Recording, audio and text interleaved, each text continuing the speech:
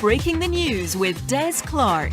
Hi, I'm Des Clark and welcome to the best of unbroadcast Breaking the News. A chance to hear lots of bits from the show that didn't quite make the edit the first time around. Here's a taste of what's coming up. I have to tell another punchline again. You're not working out for yourself. I feel like the people who aren't with us missed that beautiful hand movement that went with the song. I thought Brian Clough was getting pulled out there.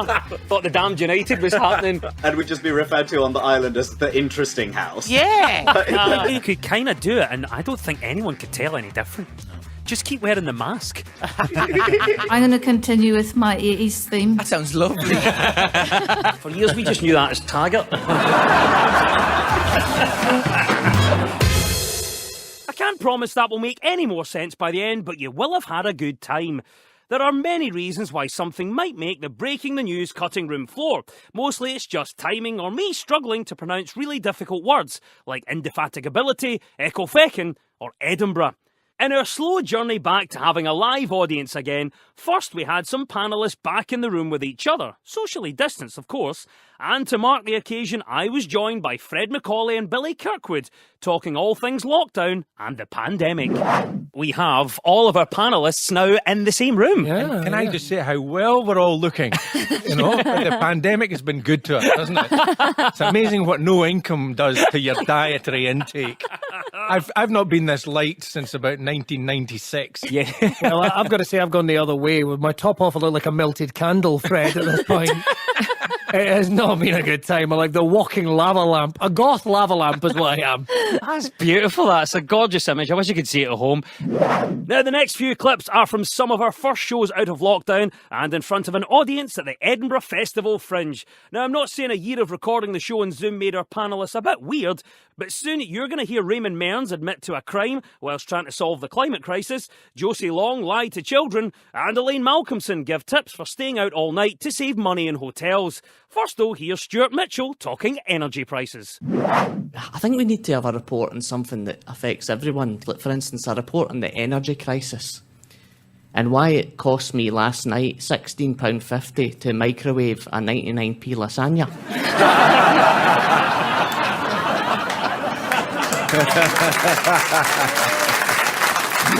Elaine, what are you thinking about this? Obviously, we're hearing about huge price hikes in accommodation. Do you think in any way that's justifiable? An average of £600 a night to stay in Glasgow? Nah, just go to the casino. Worst case, it closes at 6 a.m, get the first train to Edinburgh and back for a nap, ready for a 9 o'clock start. That genius. I'm not saying I've ever done that before.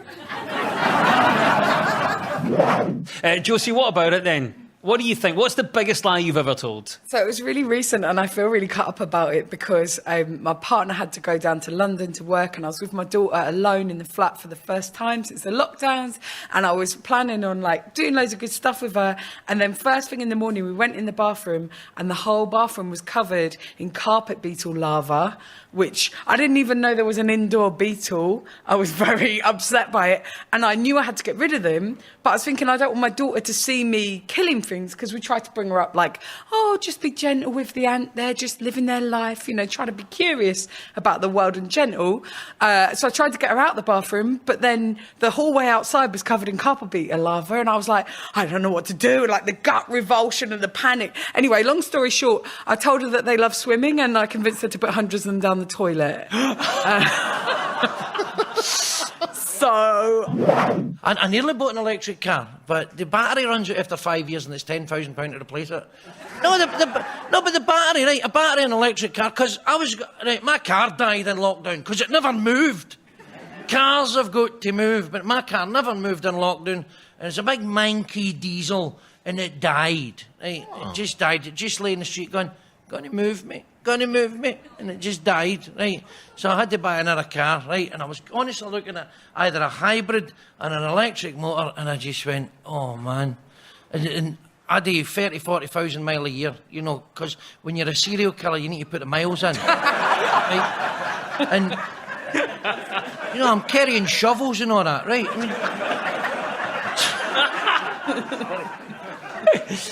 and how does people sleep in there help with global warming? People fart in their sleep.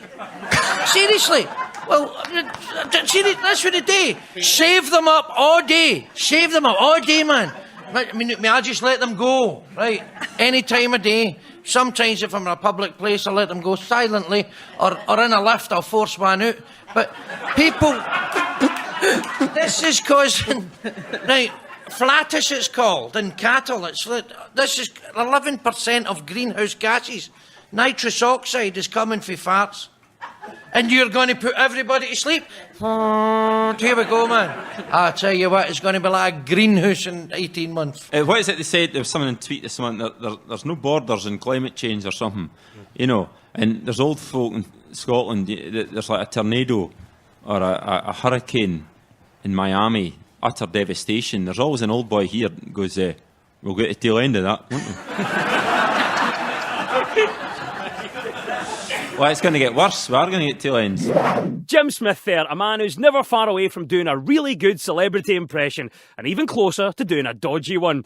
Something he did lots of in our special to mark Scotland at Euro 2020, where Jim was joined by Maisie Adam, Mark Nelson and Val McDermott, and I asked about any footballing superstitions they might have. Jim, what about you? Any little superstitions or quirks that you have? Any rituals? Right, my wee daughter Alice has been a great good luck charm for all Scottish sport. We owe her a great deal of gratitude, actually. You know, Scotland winning at Twickenham, and then Paris at the rugby, qualifying for the Euros, and St Johnstone, that's my local Perth team.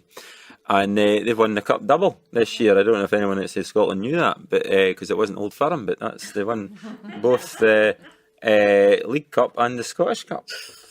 The quarter-final against Rangers. Rangers were winning 1-0 up. It was 25 minutes of extra time, right?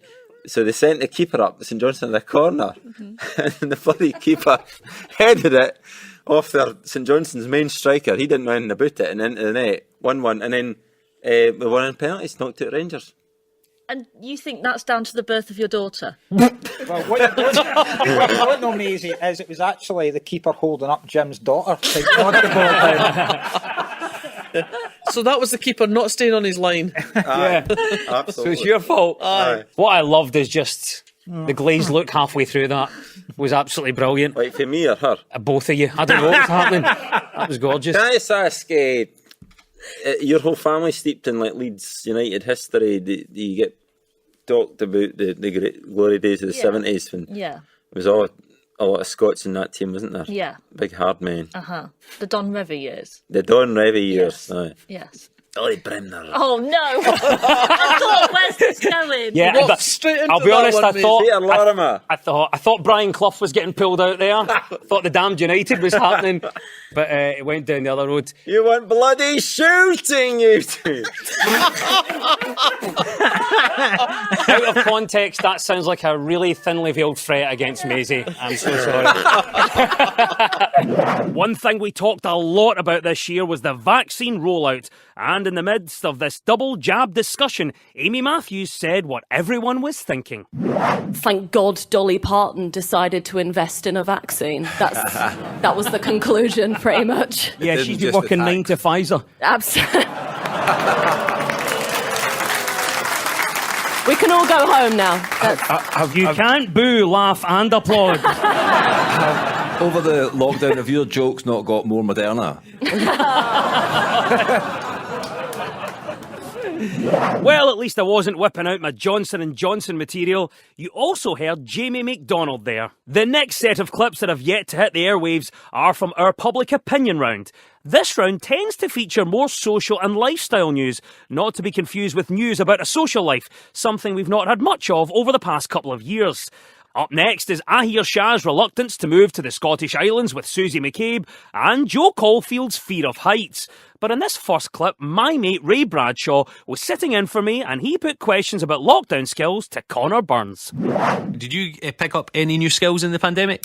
Well, actually, in the first lockdown, I had to get a real job, right? So I had to become an Iceland delivery driver. So one of the skills... The whole country? Yeah. No, not the whole... Yeah, Bjork was on a shift. But yeah, I was genuinely, I had to become an Iceland delivery driver. So one of the skills I picked up was learning how to stifle a cry between red lights. I genuinely thought you were going to say something like keeping a twister from defrosting, but no.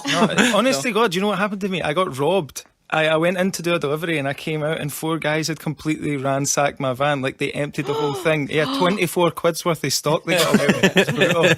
And just a drip falling where they were. 4 of my friends that I know just happened to find my unopened van on the night we were all having a party together. It was weird. Yeah, prawn rings for everybody.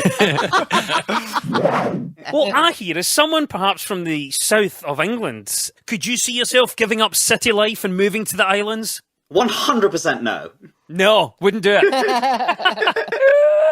Do you not see something about that rural existence and away from the hustle bustle of city life? No. Equally, I'm not white. So that's always a real overhang in these considerations. Like, I don't want to be the one guy.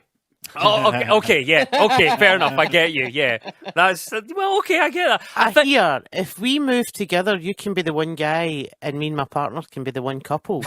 Would that take the heat off a little Just bit? be the ones that everyone talks about. Just be the ones that everyone talks about. Like, they can talk about you like Monday, Wednesday, Friday, and then they can talk about us the rest of the time. And we'd just be referred to on the island as the interesting house. Yeah. Yeah.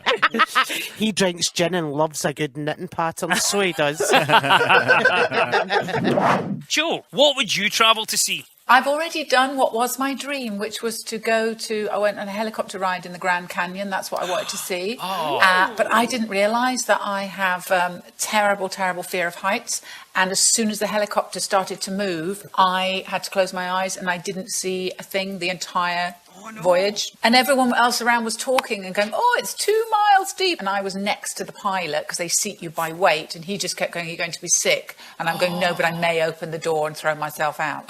Because that's what it felt like. I was so frightened. I just wanted it to be over. Do you know what? I'm with you. I do actually have a really bad fear of heights as well. But you sound like at least you've found that moment out in a really epic place, Joe. I found it out at Go Ape.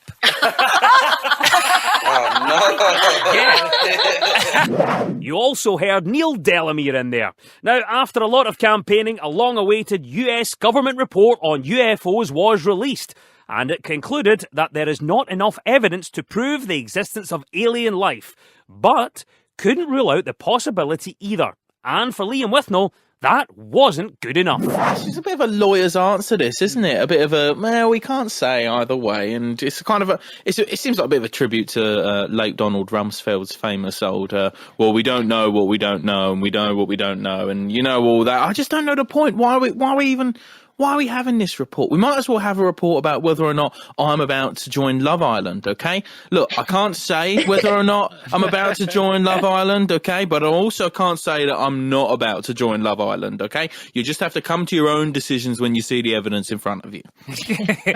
So are you going into Love Island then? I can't say. Okay, just saying. Is it next week or are you going to this I weekend? can't Okay. tell you. I'd love to tell you this. I'd love to tell you. I'll get you a water bottle. Oh, thank you very much. Could you get me Ian Stirling's gig? That'd be even better. I was thinking about Miss World the other day because obviously, you know, Miss World fell out of favour because of the sexual objectification, etc., etc. But I think we bring back Miss World, but it's kind of unisex. It's kind of because what we have now is a lot of people who are very pretty. Like Love Island contestants who may have nothing else going for them, we don't know, but we've got a sort of glut of these kind of beautiful people, and I think we should send them back out into the world to win something for us. Oh, that'd be nice. Let the beautiful people do something. Yeah. Send them here. We're very busy. It takes a lot to maintain the skincare regime and everything. I don't know if I could fit you in. Lucy Porter there on putting the pretty people to good use. You're listening to the best of unbroadcast breaking the news on BBC Radio Scotland with me, Des Clark. Sometimes things don't make the final cut of breaking the news because they're just a bit random. Here's a clip of Elaine Malcolmson and Jamie McDonald. See if you can guess the subject they were supposed to be talking about. I'm going to continue with my 80s theme. Oh. No, I think people do just watch what is presented to them, and I think everyone would have been just as happy with another series of Krypton Factor. Do you remember Krypton Factor? That was good. That was good. Oh, I feel I've got to a point in my life that every day is like being in Krypton Factor. Have you tried to get a pint in a pub using an app? Like, reseal a freezer bag. Tough challenges. Tough challenges. Get a seat on a train. I don't know. This is my Krypton factor. Did you know Gordon Burns is Ed Sheeran's second cousin? Sorry, what?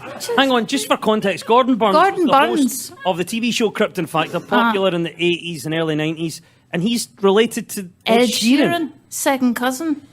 Are you making stuff up? It's... That's not Dreamt what it. you know, eh? Yeah. Well, I was wondering if you were... I love how Jamie thinks Ed Sheeran's successful because his second cousin was the guy off of Yeah. Krypton Factor. All makes sense now, eh? Yeah, it does all make sense. On the fast track to success, he can land a flight simulator, give him a record deal. Yeah. That's an amazing stat, and I hope that that's true. I hope it's true. Yeah. Sorry, now you're saying you hope it's true. A minute ago, you were very sure about it. I was just wondering what happened to Gordon Burns, and it turns out he's Ed Sheeran's second cousin. It's like, if you were Ed Sheeran's second cousin, is that worth? Well, it's probably just a few spare tickets now and again, isn't it? It's not like... It's a card, isn't it? It's a copy of the album, isn't it? Yeah, it's not. Okay. So, but there you go. That's Gordon Burns. What he does now is professional, just be Ed Sheeran's second cousin. Ed Sheeran's second cousin. Because he's retired. Do you know he's retired?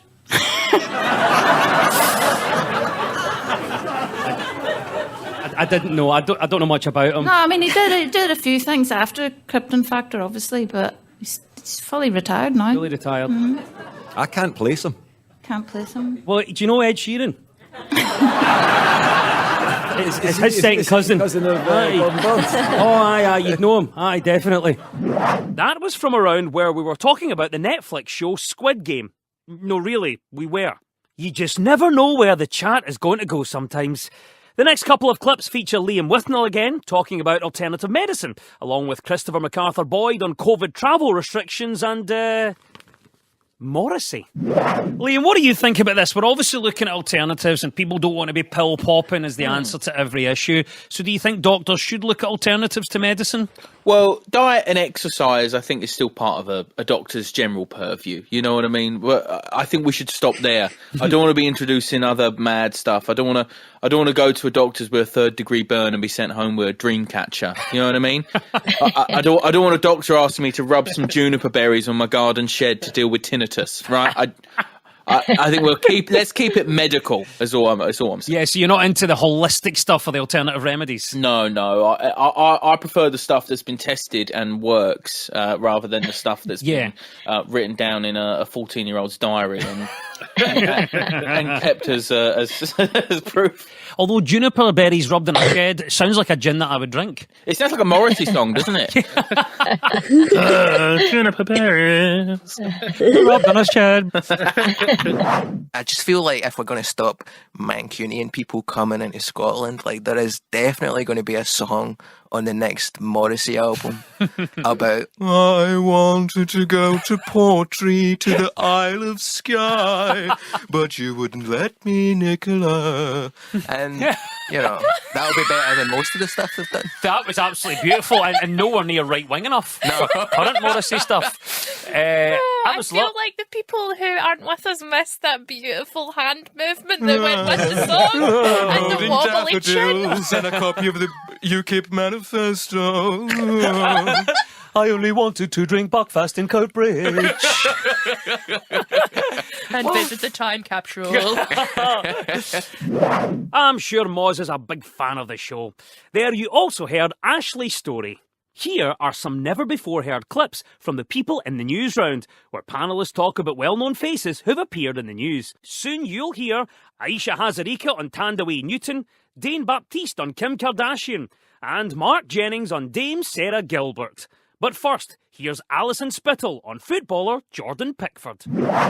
Maybe Jordan Pickford is maybe that Pickford fella is very commitment phobic though, because he seems very angry every time he had to save a goal, like he was shouting at people, you know? Yeah, just a genuine anger about having to do his job. I love Yeah, could you imagine us doing that? Like, I have to tell another punchline again. Do you not work it out for yourself? Like, you know?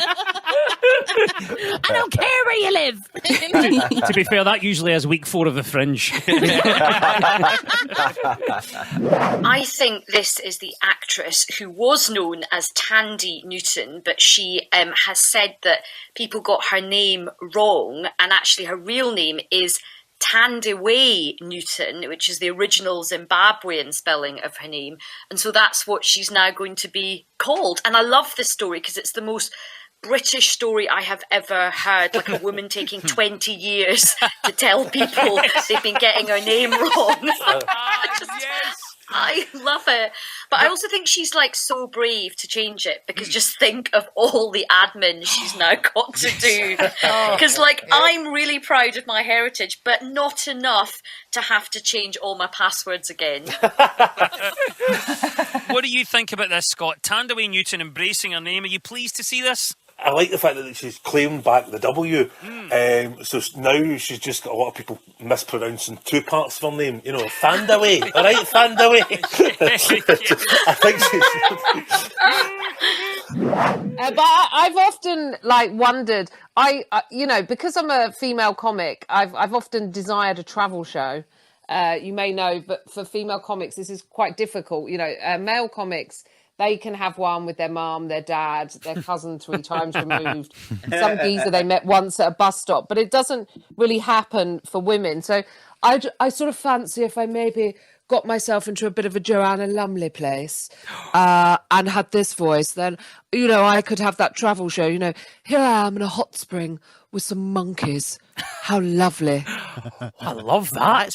By the way, that's a great accent. That's a great voice. Yeah. I tell you what, you could kind of do it, and I don't think anyone could tell any different. No. Just keep wearing the mask. Pretend you are Joanna Lumley for the whole journey. You've got your series. That would be, I tell you what, they'd also bump you right up into first class with that accent. Oh, yes. Yeah, well, this is the only voice men in power want to hear, actually. A very posh, sexy voice. So if we just send Joanna in and say, "Oh, dear Boris, this isn't just incompetence. This is conservative incompetence." Kim Kardashian West, officially a billionaire. You surprised by this, Dean? Not particularly. She was already a multimillionaire, and her husband was also a multimillionaire, and her father was a multimillionaire, and her stepmother is a multimillionaire. And her sister recently became a billionaire based on a crowdfund as well. So even if she just walks into the right spare room in the house, she'll be a billionaire for all the money left over.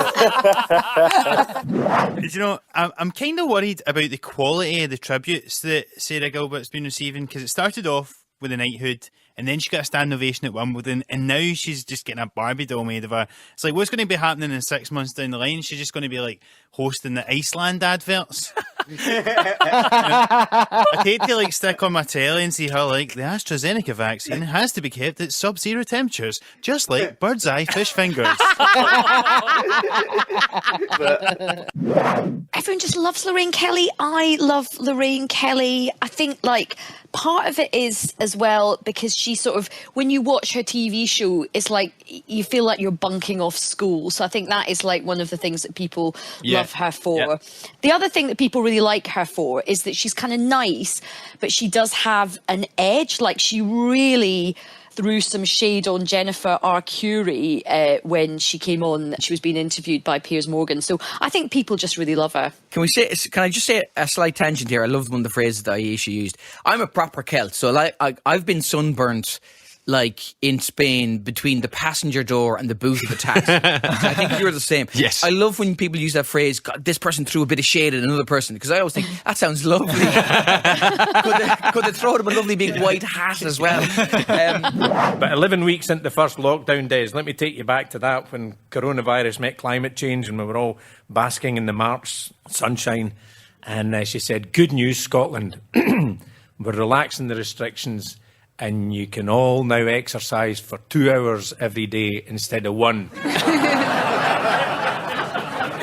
So I think it was left to John Swinney to actually make the announcement, doesn't it? He came out, and John always manages to say the word important in everything he talks about, and he said, it's going to be a normal Christmas, it'll be a normal Christmas, that's important, but we may have to put in some additional measures to make sure that is the case. So that, to me, is not a normal Christmas, and this is important, unless the additional measures are behind the bar and the horseshoe, where I'm going the Saturday before Christmas with my pals for a pint.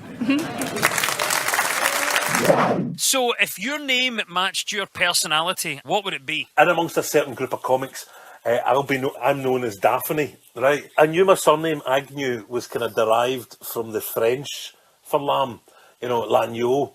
If I was ever to do Drag Race, I quite fancy becoming Daphne L'Agneau. Yes. Yes. I quite like the idea of an L apostrophe. You know, that would give Lawrence Cheney a wee run for his money. Daphne L'Agneau. So, Joe, if your name matched your personality, what would it be? I quite think it does. Joe is it's very no messing. It's just Joe. I'm not going to add any airs and graces. I like Caulfield because occasionally, like I did this week, you have an interesting conversation with the man at Scottish Gas, because we had the usual, how do you spell Caulfield? So I said, it's C-A-U-L. And he said, like Holden Caulfield in Catcher in the Rye. And I was like, call me judgmental, but I was not expecting that. And then we had a nice chat. So he reads more than just meters, this guy, then, yeah? I think my drag name would be Desmoa. Yeah, she'd wear silk and lace and black and red. Sorry, I don't know where I was there. In there you also heard Neil Delamere, Fred Macaulay, Joe Caulfield and Scott Agnew. Well, that brings us to the end of the best of unbroadcast breaking the news. I hope you've enjoyed hearing it for the first time. I'll leave you with a clip from a show recorded during COP26, when Rory Bremner, Billy Kirkwood, Val McDermott and myself were all interrupted by passing sirens. I'll just wait for the Joe Biden's cortege to go by. Just because... You know. We've had so many. I mean, we must have had at least 26 cops go past. Lovely. In fact, that is cop. Sorry. That's lovely. That's fantastic. Sorry. No, we are on the Biden. COP26 does sound like a defendant in a corruption trial, doesn't it? Yeah. I love the way that they're calling it the Glasgow COP. For years, we just knew that as Taggart. It's been a climate murder. I'll just put a line through that joke. Thanks, Des. Hey, Billy, just do it again. It's all about recycling. Don't worry.